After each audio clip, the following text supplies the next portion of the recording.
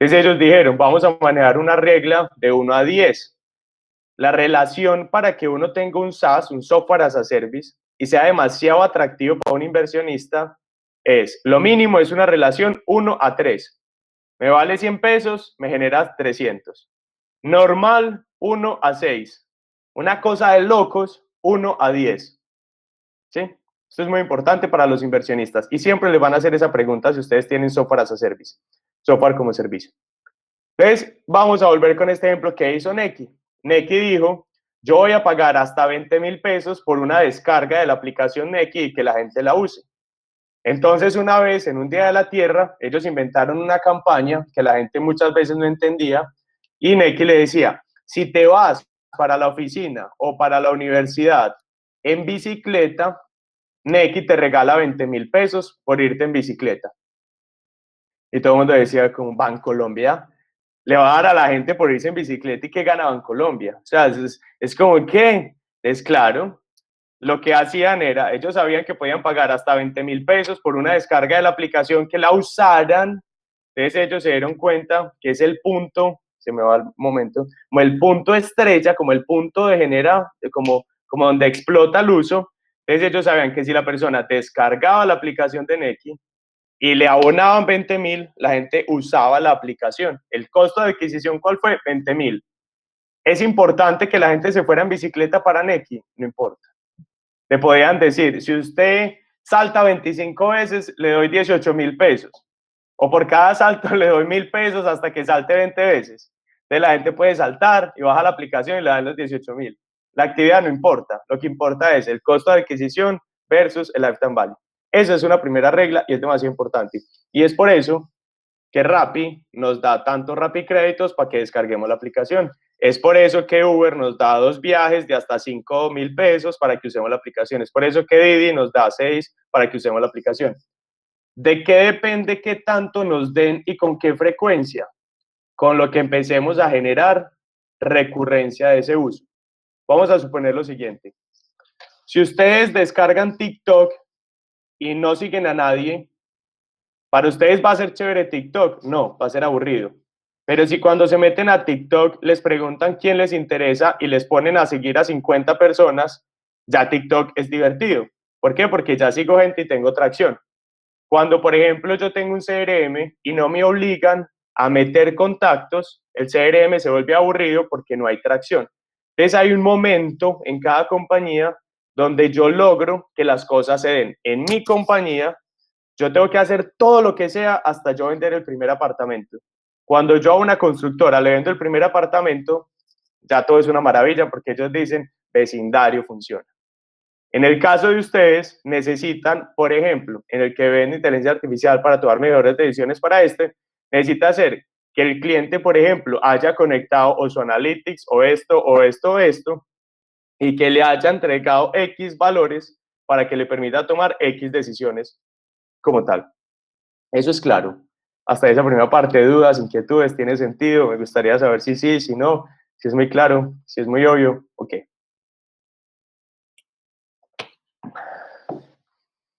No, está bien, no es, Felipe, no es muchas gracias. Una pregunta. Sí. Por ejemplo, en el caso suyo, si tú vendes propiedades, esa atracción, ¿cómo la demuestras? O sea, con la venta de propiedades o cómo sería. Exactamente. La atracción de nosotros es, esto es muy importante, cada proceso comercial tiene atrás, arrastra un proceso muy importante. O sea, te vamos a silenciar un momentico para el sonido. Todo proceso comercial arrastra una historia de atrás y acá vamos a hablar ya así de la máquina y es cómo nosotros nos enfocamos en organizar todo lo que tenemos que hacer para garantizar una venta. Entonces, a mí en las compañías, mi software me lo miden por cantidad de solicitudes de compra de vivienda, por cantidad de visitas y por cantidad de ventas. Muchas veces nos enfocamos solo en una parte que es lo que a nosotros nos funciona como empresa, como software. Es, por ejemplo, yo podría decir, mi software sirve para generar simulaciones. Claro, el solo es que lo habilites y listo. Yo no creo que no te toque habilitar. cuando vamos a generar déjame un segundito, cuando vamos a generar una simulación, el negocio de mi cliente no se le mueve hasta que no haya una venta. Entonces nosotros tenemos que pensar qué tiene que haber desde acá, desde la etapa inicial hasta generar una venta. Y acá, ya te voy a dar la palabra, Gabriel, y vamos a hablar sobre qué tengo que hacer yo para garantizar un proceso comercial. Esto ya vamos a empezar a hablar sobre la máquina comercial, cómo montar una máquina comercial. Vamos a suponer que Mauricio necesita vender un carro.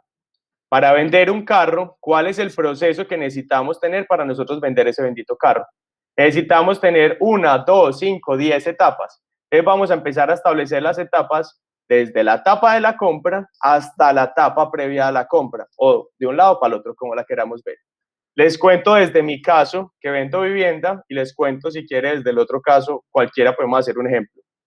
Yo, para vender un apartamento, un cliente comprador tiene que entrar a una etapa inicial, antes de eso, que es una etapa de negociación. Antes de eso, tiene que haber una etapa de visitar el proyecto. Antes de eso, tiene que haber una etapa de agendamiento del proyecto. Antes de eso, tiene que haber una etapa de contactar al cliente para que agende el proyecto. Y después hay un lead generado, ¿sí?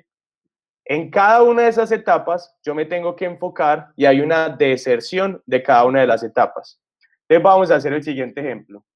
Si yo necesito vender un apartamento, el error que todos cometemos, y qué pena que hable tan rápido, pero sé que tenemos súper poquito tiempo, les prefiero aprovechar parejo. Si se me enredan, de una. Si yo necesito vender un apartamento, el peor error que uno comete es decir, ¿cómo vendo 20 apartamentos? Es muy difícil llegar a la venta. Entonces uno dice, para yo vender un apartamento me demoro 60 días. Entonces yo ya sé que este mes no voy a vender. Ya, entonces digo, ya no voy a cumplir cuota este mes si no empecé a hacer bien la tarea. Entonces digo, mi ciclo se demora 60 días y tengo que vivir 6 etapas. Para vender un apartamento me empiezo a devolver. ¿Cuánta gente tiene que estar en negociación? 2. Para lograr 2 personas en negociación, ¿cuántas personas tienen que estar visitando? 4. Lo voy a hacer en matemática simple para que me dé más fácil el ejercicio, pero cada uno tiene una efectividad diferente. Entonces, para una compra, 2 tienen que estar negociando. Para que 2 estén negociando, posiblemente 4 tienen que haber visitado. Solo el 50% de los que visitan, de los que agendan, visitan.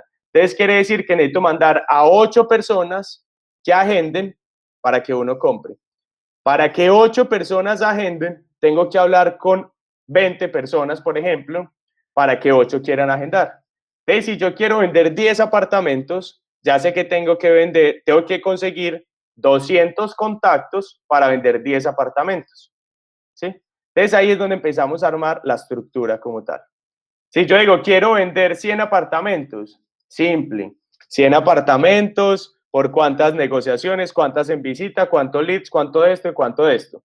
Si no soy capaz de conseguir los leads, no voy a llegar a la venta, no voy a llegar a la venta. Entonces ahí es donde nos enfocamos en cada una de las etapas. Esa es la primera regla. Entonces, calculamos el costo de adquisición y el lifetime value. Segundo, armamos las etapas del flujo comercial. Tercero, armamos un presupuesto, puede ser estimado porque todavía no lo conocen, de cuántos pasan en cada una de las etapas. Y acá pasa el 30, el 50, el 70, qué porcentaje pasan en cada una de las etapas. Después de ahí, empezamos a organizar cuál es el proceso comercial en cada una de las etapas. Entonces, por ejemplo, ¿qué pasaría si yo tengo 20 contactos acá? Voy a cerrar 2 ventas, ¿sí o qué? Según esta matemática que habíamos dicho. Si tengo 20 contactos, cierro 2 ventas. Pero ¿qué pasa si de la gente que yo agendo, la mitad no asiste, sino de la gente que yo agendo, el 100% asisten? Con los mismos contactos, yo duplico las ventas. Entonces ahí, con los mismos contactos, duplico ventas. ¿Qué pasó? Ahorré un montón de costos en marketing solo con mejorar mi proceso de garantizar que la persona asistiera a la sala de ventas. Solo con esa inversión como tal. Entonces miren la cantidad de cosas que uno empieza a hacer. Si yo tengo 6 etapas, imagínense en todo lo que puedo hacer en cada etapa. Entonces ahí uno empieza a trabajar. ¿Cómo mejoro la efectividad para que al menos el 50% de las personas o el 70 o el 80 efectivamente visiten? Automatizo un correo, hago una llamada, le hago una yo no sé qué, activo un montón de cosas para que eso me funcione. O empiezo a generar contenidos, o empiezo a generar mailing, empiezo a generar un montón de cosas para que podamos activar esas buenas estrategias. ¿Listo? Entonces, hasta ahí, la primera parte, ya les explico cómo mejorar esa máquina de ventas cuando la tenemos construida, pero le voy a dar la palabra a Gabriel, que quería hablar. Gabriel, hola.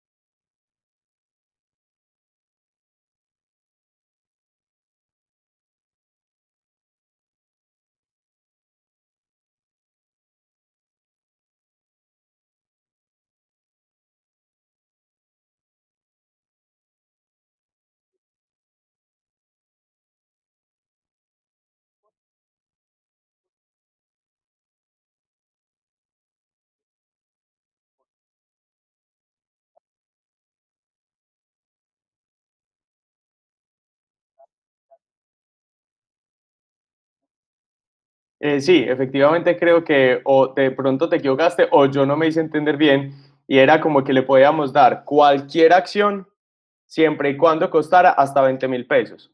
En el ejemplo lo que explicaba era que una compañía le había pagado 20.000 pesos para que se fuera en bicicleta hasta el trabajo como tal, no era que le dábamos bicicleta. No sé si para todos fue completamente claro y es, cuando pagamos el costo de adquisición es que pagamos hasta el costo de adquisición las acciones que queramos. Por ejemplo, yo me acuerdo que Rappi le decía a uno, ¿quiere una hamburguesa de Presto? Sí, descargue la aplicación Rappi. ¿Cuánto hay una hamburguesa de Presto? 15.000. ¿Cuál es el costo de adquisición de Rappi? 15.000 por una hamburguesa de Presto.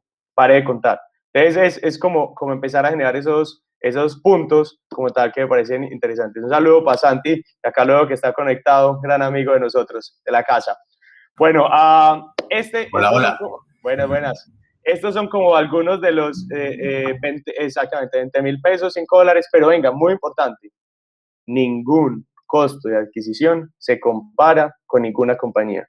El costo de adquisición lo saco yo, de mi compañía. Por ejemplo, exactamente.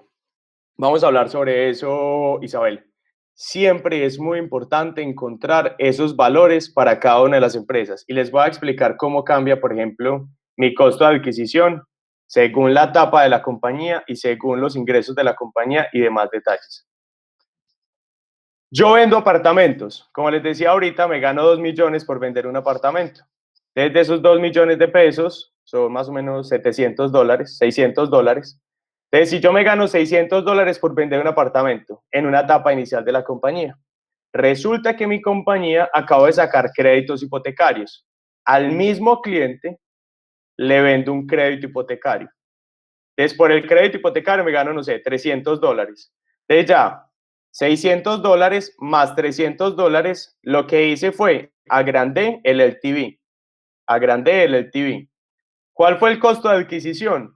Posiblemente el mismo costo de adquisición. Entonces lo que hice fue una estrategia para agrandar el LTV o para disminuir el costo de adquisición. Más que disminuir el costo de adquisición porque puede que me valga lo mismo o incluso un poquitico más porque a ese cliente, al volverlo cliente de crédito, puede que le invierta otro poquito de plata, que aumento. ¿Se acuerdan que les decía? Un fondo de inversión quiere startup o quiere empresas que la relación CAC-LTV sea mayor. ¿Qué pasa en ese caso? Mi relación, por ejemplo, puede ser 1 a 3. Entonces todavía no es súper buena. Mi costo de adquisición es muy costoso. Pero entonces cuando yo saco crédito, ya mi relación es 1 a 6. Entonces ya es mucho más buena. Cuando yo ya saco, no sé, seguros o acabados o lo que sea, ya mi relación es 1 a 10, 1 a 12. Entonces ahí la relación es mucho más grande. ¿Sí? También con respecto a la etapa. Si yo soy una empresa que tengo un producto muy regular o que está empezando, la probabilidad de deserción de mis usuarios es muy alta. Entonces, si yo tengo un CRM que sabemos que es malito y que yo no sé qué, la probabilidad que duren conmigo es bajita. pero cuando tengo una herramienta mucho más tesa, mucho más potente, la probabilidad que duren es mucho más alta. Entonces ahí el LTV crece, entonces va cambiando la dinámica como tal, como el ejercicio. ¿Listo? Entonces en cada momento va variando sobre esos. Recuerden, si tienen preguntas, bacano que las hagamos, aprovechemos estos raticos. Felipe, una pregunta. Sí. Mucho gusto, mi nombre es Alejandro Restrepo. Te quería hacer una pregunta que quizá de pronto es un poco obvia, pero no he podido resolverla. Y es cómo estos lifetime values y cómo estos CPAs pueden variar cuando tienes dos clientes dentro de tu modelo. En mi caso, yo tengo un cliente que genera un servicio y por el otro tengo el usuario, el consumidor final, ¿cierto? Entonces tengo que conseguir ese comercio que me genere el servicio y ese cliente que se lo compre. Entonces, mi pregunta es, ¿ese lifetime value y esos costos por adquisición de usuario se tienen que validar para ambas caras de la moneda o solo para el consumidor final? Estamos en el mismo problema, compartimos el mismo problema usted y yo, y es siempre hay que hacerle para cada uno de sus usuarios. Por ejemplo, yo vendo apartamentos, pero para yo vender apartamentos yo no soy constructor, yo vendo apartamentos de las constructoras. Entonces, ¿yo qué digo? Yo empiezo a trabajar con Amarillo. Amarillo para mí representa un costo conseguir a Amarillo. Y Amarillo para mí representa un lifetime value como tal. Entonces yo digo, cuando yo consigo un proyecto de Amarillo, a mí me genera una rentabilidad, no sé, de 100 millones de pesos y me vale conseguir Amarillo tanta plata. Entonces mi relación en esa venta puede ser muy diferente. Pero por el otro lado, yo necesito conseguir a los clientes que me van a comprar los apartamentos de Amarillo. Entonces digo, ¿cuánto me vale un cliente de Amarillo y en cuánto recibo yo por ese cliente de Amarillo? Entonces, ¿cuál es esa relación? Entonces, es muy importante encontrar esos dos y no lo puedes mezclar porque en mi caso, por ejemplo, yo para conseguir un aliado, te lo digo, si me vale 5 millones, yo lo invierto. Si me vale 20 millones, yo lo invierto para un aliado. Pero si es para conseguir un usuario, posiblemente no lo va a soltar más de $50. Entonces, para cada uno es completamente diferente las relaciones sobre cada una de las partes. Gracias, Felipe. Con mucho gusto. Vamos a hablar sobre otro punto que es, si tienen preguntas, me dicen. Yo tengo un roterito grande acá, pero si ya teniendo, con mucho gusto. Y creo que también quería hablar. Sí, Felipe, gracias, Valentina. Yo te quería hacer una pregunta, Felipe.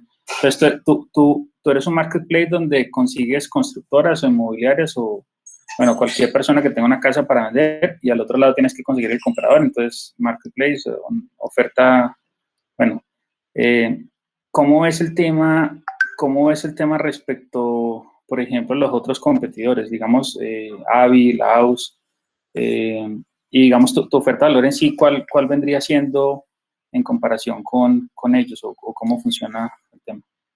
De una. Algo muy importante y es que primero este mercado es gigante, gigante, gigante. A ojos a veces del usuario posiblemente nos parecemos o competimos y demás, pero por ejemplo el modelo de Avi es completamente diferente. Compran casas con descuento, venden casas con descuento, un modelo completamente diferente, intensivo en capital, limitado en unidades, de una rentabilidad gigante por cada propiedad. Ellos, por ejemplo, han vendido a la fecha aproximadamente 100 unidades, nosotros vendimos casi 2.000 apartamentos. Nuestro negocio es de volumen, no de cantidad de estructura, y el modelo es completamente diferente. Entonces, el modelo de Avi, súper cercanos, súper alineados, y es una estructura completamente diferente. Nosotros no compramos vivienda, no vendemos usados y demás. Modelo con la House cambia un poco la cosa. La House es más una estructura marketplace, donde se unen compradores, vendedores para hacer una transacción. Nosotros tenemos un modelo y una propuesta muy diferente, donde nosotros cogemos y preparamos demanda. Yo tengo más de 230.000 usuarios registrados, los preparamos para comprar vivienda, los acompañamos cuando los usuarios están listos, nosotros vamos donde el constructor, ayudamos a desarrollar el proyecto inmobiliario y vendemos esos usuarios, vendemos esos inmuebles con los productos ya completamente más desarrollados o alineados y encontramos esos clientes para esos productos. De nosotros es así como en un mes podemos vender 150 apartamentos perfectamente porque ya venimos preparando la demanda. Yo ya sé cuánto voy a vender el otro mes, porque yo ya sé cuántos usuarios tengo listos en formación para el siguiente mes para poder hacer esa compra como tal. Entonces, es un modelo a nivel interno con mucho más diferente. Y en este momento estamos creando la tecnología para que el sector pueda hacer todo esto. Este es un punto bien importante. Piensen en este detalle. Si ustedes quieren comprar un apartamento, pero en internet no hay información real, entonces ustedes dicen, no, es simple, voy a la constructora, me da la información en tiempo real. Ah, no, es que la información la tienen en Excel.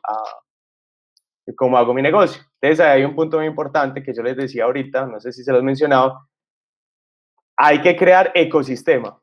Entonces, yo tengo que crear el software para que la constructora use, para yo poder tener inventario en tiempo real y yo poder acceder a poder hacer una transacción en línea. Porque si no, si yo no lo ayudo a crecer a él, él no crece y yo no tengo acceso a esos inventarios como tal. Entonces, es muy importante trabajar en toda esa cadena para que realmente tenga mucho sentido poder operar. Les voy a contar otro detalle bien importante y es, supongamos que ustedes montan la máquina comercial y la máquina comercial, como les enseñé, gol, funciona, una nota. Pero resulta que ustedes tienen una meta y ustedes dicen, Felipe, yo tengo una meta y quiero que me queden $1,000 y quiero que me cuesten $100. Montan la máquina y le quedan los $1,000, pero le cuesta $300 o $400. Y usted dice, monte una máquina para perder plata. A todos nos pasa. Todos montamos la máquina y todas las veces perdemos plata. Entonces, cuando uno monta eso, uno dice, como madre, metí las patas, esto no funciona, efectivamente así no funciona, entonces ahí es donde uno empieza a engrasar la máquina y a organizar la máquina comercial. ¿Qué es engrasar la máquina? ¿Qué es organizar la máquina y cómo uno alinea todo eso?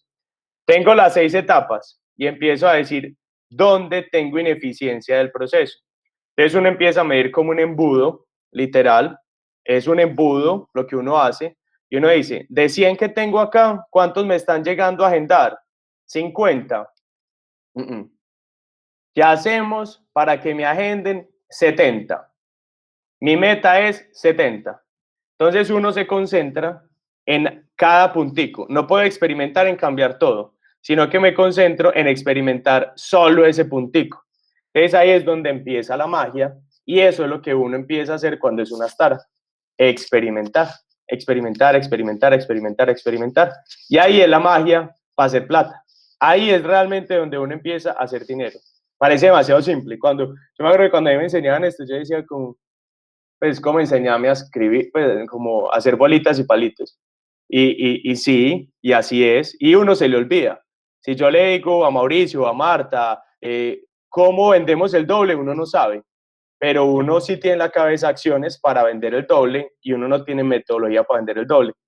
Entonces pensemos de este ejercicio. ¿Qué ideas se nos ocurren para que la gente me conteste el teléfono cuando yo consigo un cliente, que la gente me conteste para yo agendarle una visita? Entonces solo voy a pensar en que la gente me conteste el teléfono. Normalmente yo lo llamo y la gente no me contesta. Entonces ahí uno dice, el 50% no me contestan, sí, o que vamos a tener esa base.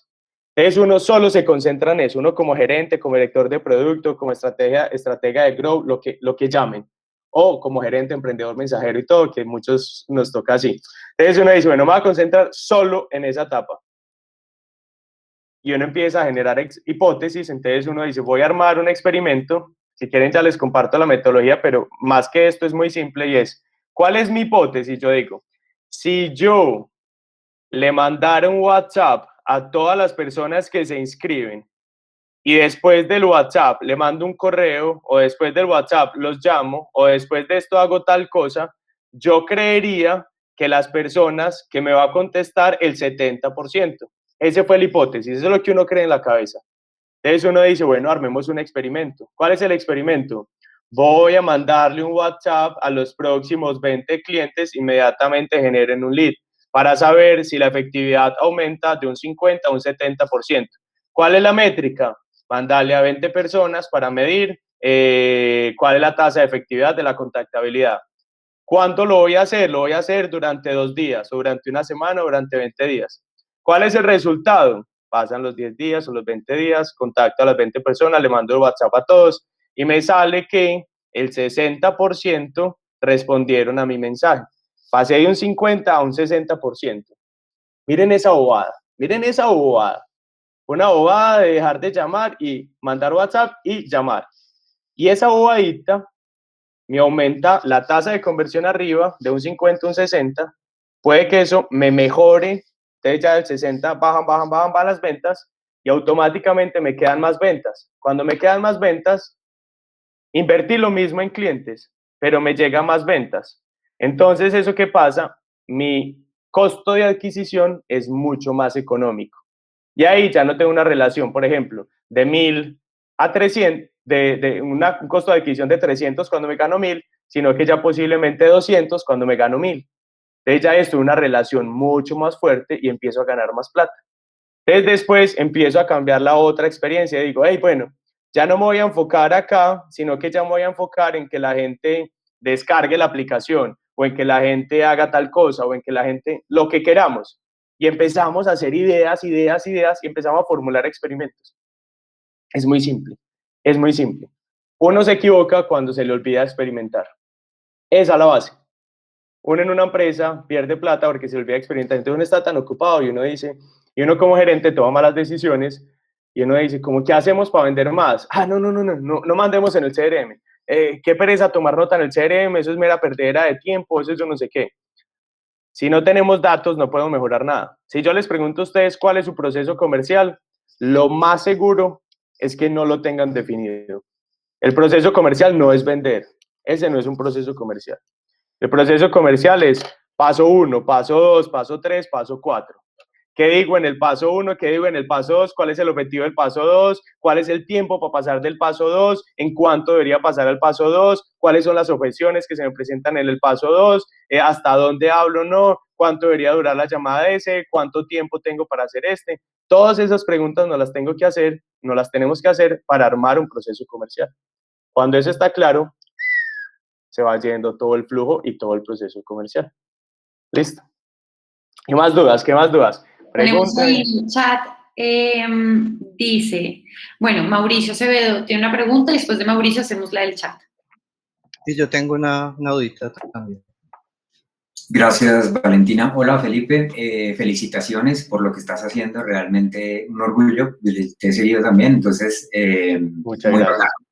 Y bueno, lo que yo ando es medianamente parecido, es otro sector, pero es exactamente igual, es disrupción, es cambiar la forma en que se adquiere educación, así de sencillo, esa es la forma en que se adquiere educación y el financiamiento, y ahí está Paola, que ahorita te vi Paola Blanco de Prestápolis, que te vi en la anterior charla con Felipe, y entonces, bueno, chévere por si te suena, pero a lo que voy es, perdóname tanta cosa, y es el lifetime value que hablabas, ¿cómo llegaste a ese lifetime value B2B, lifetime value B2C, teniendo en cuenta que en finca raíz es muy amplio, ¿no? Al igual que educación, uno estudia una vez una carrera, etcétera, y no es lo mismo que está comprando Starbucks, el ejemplo de Starbucks que invierten, y bueno, en fin, que seguro lo conoces. Entonces quería llegar como al punto de cómo llegar a ese valor, porque según te entendí también cobras por apartamento y cobras por un servicio de fee de software as a service, ¿cierto? O sea, comisión efectiva y de software as a service.